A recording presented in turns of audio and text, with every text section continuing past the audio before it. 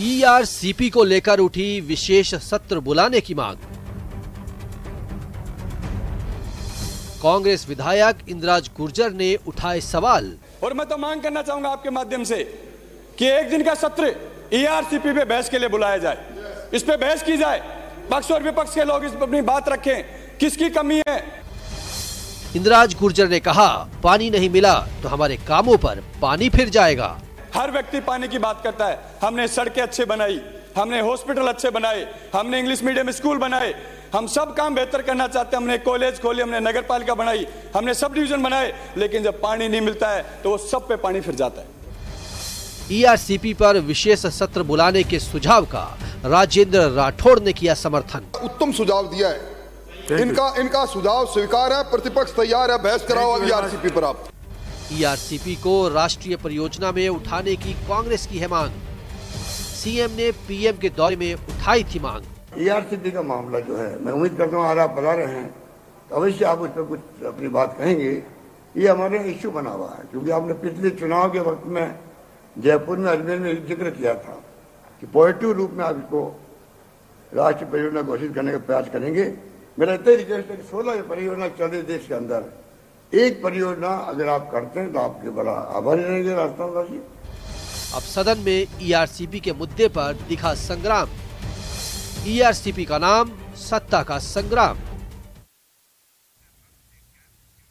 नमस्कार, बहुत बहुत स्वागत है आप सभी का। रात के 8 बज चुके हैं और ये वक्त है आपके सबसे पसंदीदा डिबेट शो प्राइम डिबेट का। आप सबके साथ मैं हूं प्रियंका राय। ईआरसीपी के मुद्दे पर सियासत तेज होती चली जा रही है। सदन से लेकर सड़क तक ये मुद्दा तूल पकड़ता जा रहा है। पीएम मोदी के दौसा दौरे में सीएम अशोक गहलोत ने ईआरसीपी का मुद्दा उठाया था और इसे राष्ट्रीय परियोजना में शामिल करने की मांग की थी। आज कांग्रेस विधायक इंद्राज गुर्जर ने ईआरसीपी के मुद्दे पर विशेष सत्र बुलाने की मांग की। इस मांग का उपनेता प्रतिपक्ष राजेंद्र राठौड़ ने समर्थन भी किया। इंद्राज गुर्जर ने यह भी कहा कि पूर्वी राजस्थान के 13 जिलों में लोग पानी के लिए त्राही त्राही कर रहे हैं। कांग्रेस सरकार ने बहुत काम किए हैं, लेकिन पानी नहीं मिला तो सब कामों पर पानी फिर जाएगा। इसी मुद्दे पर आज चर्चा करेंगे। ईआरसीपी का नाम, सत्ता का संग्राम। चर्चा के लिए गेस्ट इस वक्त हमारे साथ जुड़ चुके हैं, आपसे मिलवा देती हूं। हमारे साथ मदन राठौड़ बीजेपी नेता हैं, वो इस वक्त जुड़ चुके हैं। एसपी मित्तल साहब वरिष्ठ पत्रकार हमारे साथ जुड़े हुए हैं और जैसे जैसे ये चर्चा आगे बढ़ेगी कांग्रेस विधायक हमारे साथ जुड़ेंगे, रामनारायण मीणा। और चर्चा की शुरुआत आज एसपी मित्तल साहब आपके साथ करते हुए कि ईआरसीपी को लेकर लगातार जिस तरीके से राजनीति हो रही है, ये तो ठीक नहीं है। लोग पानी के लिए त्राही त्राही कर रहे हैं और जो गेंद है एक दूसरे के पाले में डालने की कोशिश की जा रही है। क्या सिर्फ वोट बैंक की राजनीति है ये? देखिए, जिस तरीके से आज इंद्राज गुर्जर साहब का जो बयान सामने आया है, उससे तो ऐसा लगता है कि वो अपनी सरकार पर एक सवालिया निशान लगा रहे हैं।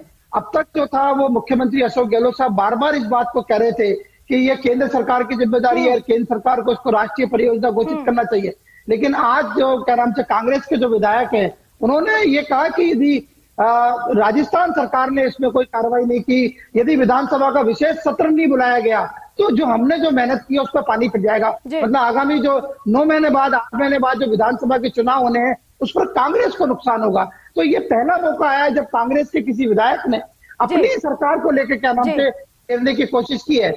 मैं इस संबंध में बताना चाहता हूं कि लगातार ये दूसरा दिन है जब कांग्रेस के विधायक अपनी सरकार के सामने ऐसे सवाल खड़े कर रहे हैं जो मुझे लगता है कि मौजूदा समय में खड़े नहीं किए जाने चाहिए। अभी कल ही आपने देखा कि जो हरीश चौधरी हैं, जो पंजाब के प्रभारी भी हैं, राजस्थान के पूर्व राजस्व मंत्री भी रहे, उन्होंने मुख्यमंत्री को एक पत्र लिख के ये कहा है कि जो ओबीसी का आरक्षण है उसको 21 से बढ़ाकर क्या नाम से 27% किया जाए, क्योंकि केंद्र सरकार 27% दे रही है। तो ये जो मांग भी रखी गई है, ये ऐसे मौके पर रखी जा रही है जब क्या नाम से मुख्यमंत्री बार बार ये दावा कर रहे हैं कि हमारी सरकार रिपीट होगी, हमारी सरकार रिपीट होगी।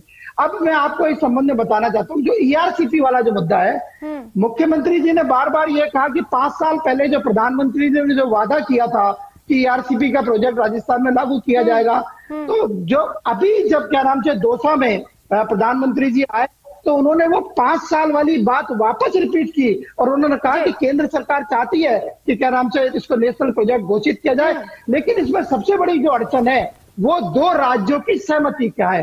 जब तक मध्य प्रदेश और राजस्थान में सहमति नहीं होगी तब तक क्या नाम से इस पर ये प्रोजेक्ट आगे नहीं बढ़ सकेगा। अब 2 राज्यों के अंदर सहमति की जवाबदेही मेरा ऐसा मानना है कि दोनों मुख्यमंत्रियों की है।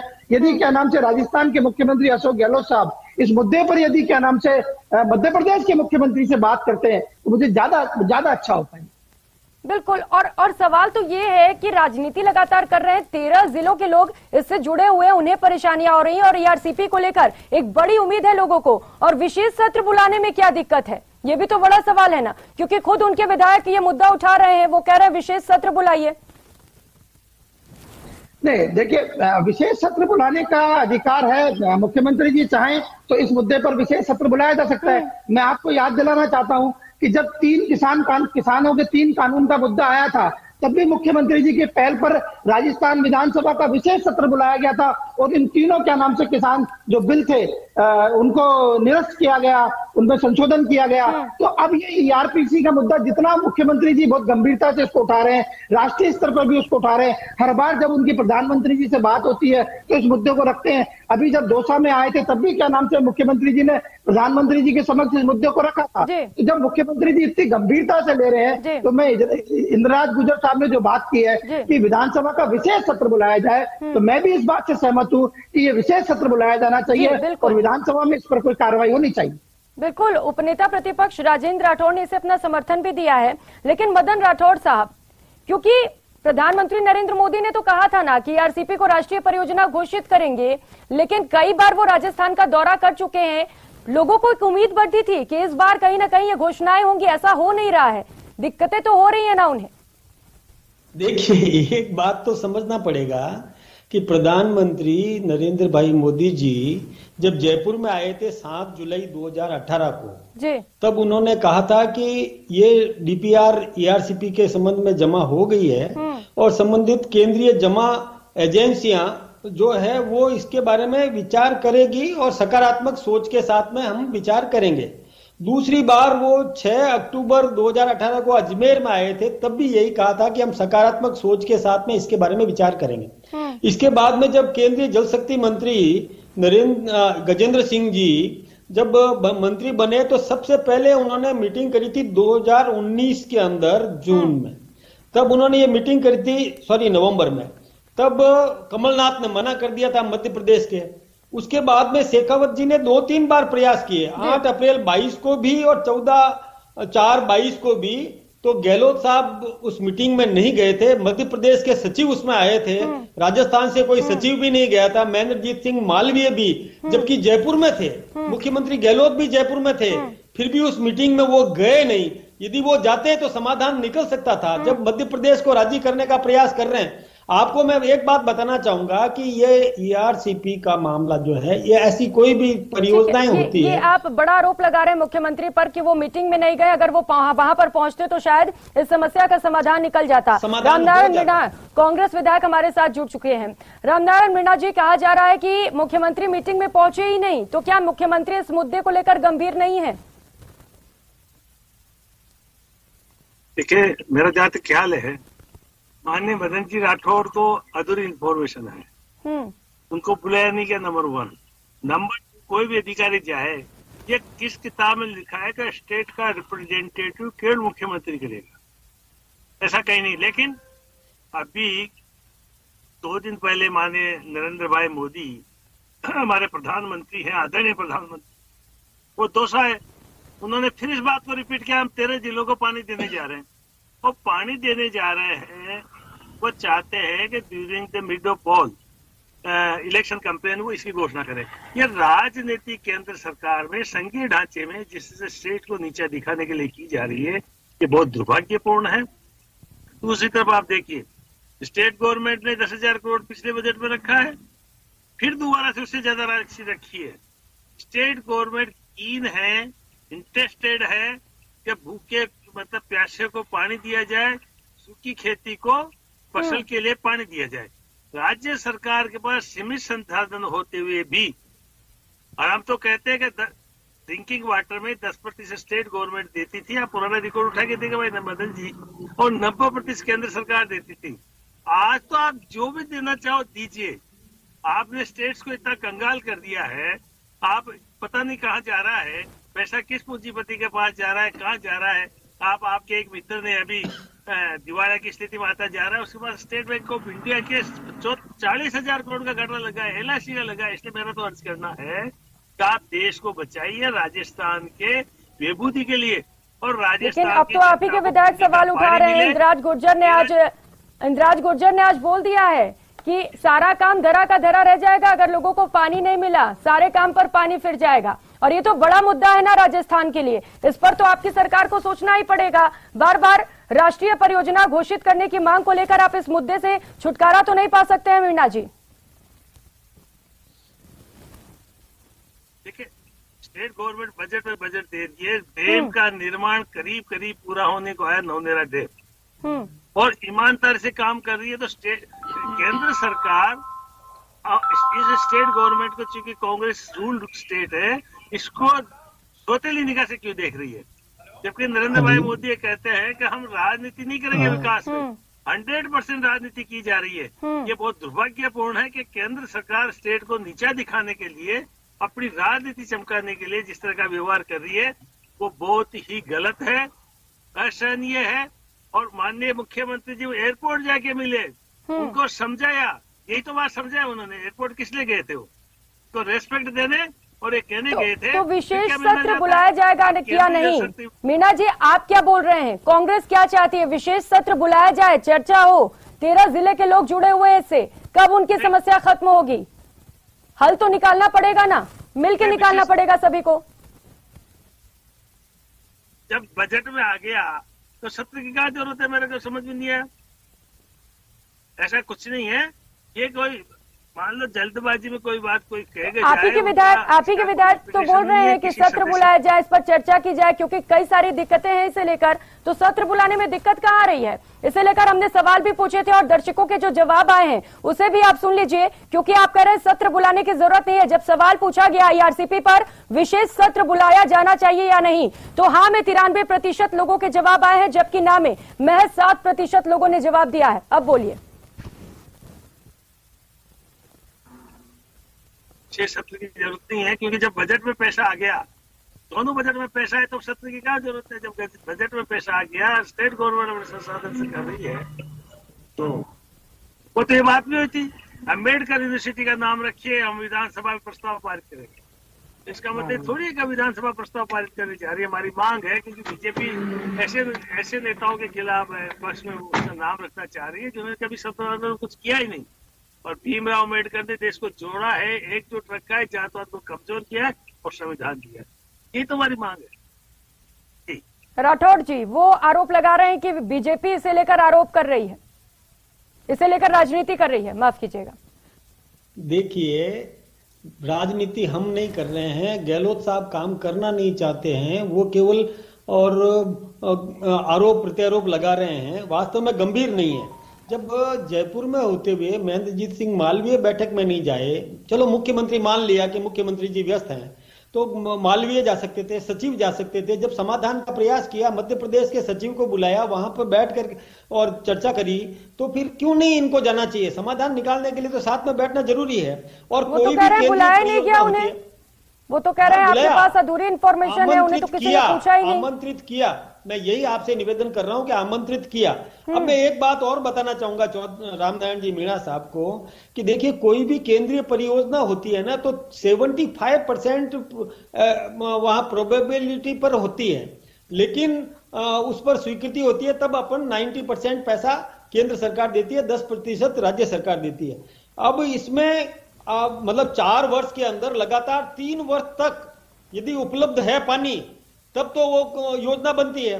अब इसमें 4 वर्ष में ही हुआ, 4 वर्षों की जो गणना करी तो 2 वर्ष में हेड वर्ष पर पानी उपलब्ध है, तो 60% पेमेंट देने की बात होती है। फिर भी केंद्र सरकार ने 90% स्वीकृति देने की बात कर ली, तो कब देंगे? आप कह रहे हैं सारी बैठकें, उसका नतीजा क्या हुआ?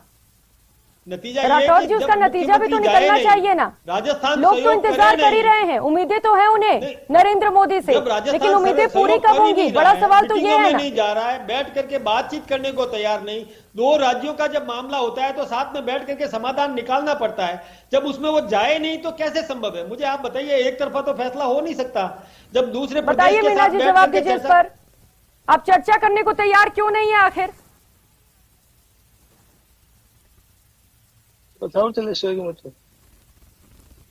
मीना जी, वो बार बार बोल रहे हैं कि चर्चा के लिए बुलाया तो जाता है लेकिन आपकी ओर से कोई पहुंचता ही नहीं है। क्या आपको लोगों की परेशानियां नहीं दिख रही हैं? पानी एक बड़ा मुद्दा है राजस्थान में। केवल भाषण देना, केवल चर्चाओं में रहना, ये ठीक नहीं है, काम करना पड़ता है। तो चर्चा करेंगे तभी तो हल निकलेगा ना। वो कह रहे हैं आप चर्चा के लिए पहुंचते ही नहीं है।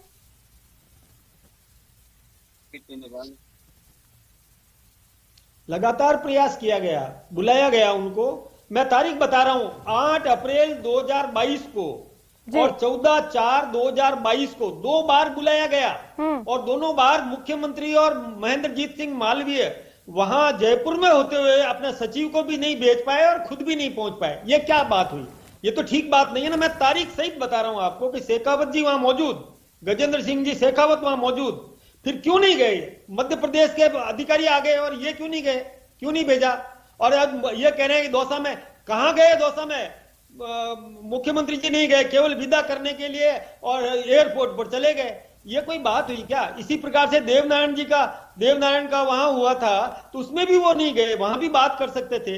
लेकिन ये बात करने से नहीं होता, ये 2 राज्यों के बीच का जो मसला होता है आपस में बैठ करके और सलाह समझौते के आधार पर तय होता है।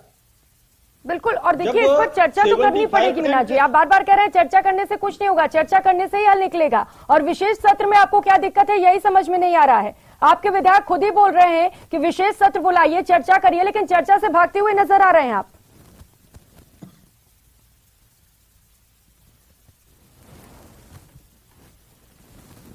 मीना जी, आवाज मिल पा रही है मेरी आपको? आ रही है। बताइए, अपना जवाब दीजिए इस पर। वो बार बार कह रहे हैं कि आप चर्चा से भाग रहे हैं। क्यों भाग रहे हैं आप? क्या आप नहीं चाहते ये प्रॉब्लम सॉल्व हो? एक एमएलए ने केंद्र सरकार के ऊपर दबाव डालने के लिए सत्र की बात कर दी, इसका मतलब कोई और मुद्दा नहीं है।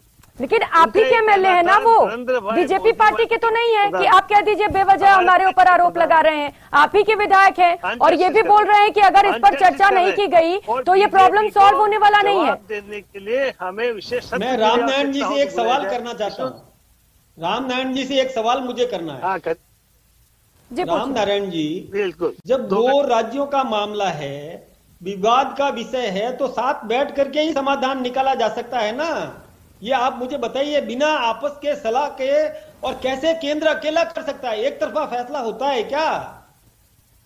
जब जल बंटवारे का मामला होता है। ठीक है, उनको जवाब देने दीजिए, समय की कमी हमारे पास। बोलिए मीना जी, बोलिए। किसने कहा? केंद्र सरकार की ड्यूटी है, केंद्र सरकार की ड्यूटी है कि स्टेट को हेड करे और ये राष्ट्रीय परियोजना के। और दिक्कत तो यही है ना कि आप लोग गेंद एक दूसरे के पाले में फेंकते हैं, कोई भी जिम्मेदारी लेने को तैयार नहीं है। एसपी मित्तल साहब, आपके पास आते हुए एक छोटा सा कंक्लूजन, क्या राजस्थान की जनता ऐसे ही परेशान रहेगी क्योंकि कोई भी जिम्मेदारी लेने को यहाँ पर तैयार नजर नहीं आ रहा है? देखिए प्रियंका जी, अभी जो अपने डिबेट की इसमें बहुत महत्वपूर्ण बात निकल के आई है कि आज ही इंदिराज गुर्जर ने यह कहा कि विशेष सत्र बुलाया जाए और आज ही रामनारायण जी मीणा, जो कि क्या नाम से बहुत वरिष्ठ विधायक है, 5 बार के विधायक है, एक बार सांसद रहे और मुख्यमंत्री जी के समर्थक भी हैं, उन्होंने इंदिराज गुर्जर जी की मांग को खारिज कर दिया है। इससे आप अंदाजा लगाया जा सकता है कि जो कांग्रेस के अंदर जो आंतरिक राजनीति चल रही है उसका क्या हाल है। तो एक मांग करते हैं उसको खारिज कर दिया जाता है। तो ये जो मामला है, मुझे लगता है कि क्या नाम से लोगों की प्यास बुझाने से ज्यादा ये राजनीतिक मुद्दा बन गया। बिल्कुल, और ये बड़ा सवाल है क्योंकि उन्हीं के विधायक ये सवाल उठा रहे हैं, लेकिन सरकार इस ओर ध्यान देने को तैयारी नहीं है। बहुत शुक्रिया आप सभी मेहमानों का हमारे साथ जुड़ने के लिए और इन तमाम चर्चाओं के लिए। तो ईआरसीपी नहीं लाई गई तो 13 जिलों में पानी नहीं बचेगा, ये कहना इंदिराज गुर्जर का, जो कि कांग्रेस के विधायक है, लेकिन कांग्रेस इसे मानने को तैयार नहीं है। कांग्रेस का कहना है कि विशेष सत्र बुलाने की कोई भी जरूरत नहीं है। वैसे में बड़ा सवाल यह है कि क्या 13 जिले के लोग पानी के लिए ऐसे ही तरसते रहेंगे? प्राइम डिबेट में फिलहाल इतना ही, मुझे दीजिए इजाजत, नमस्कार।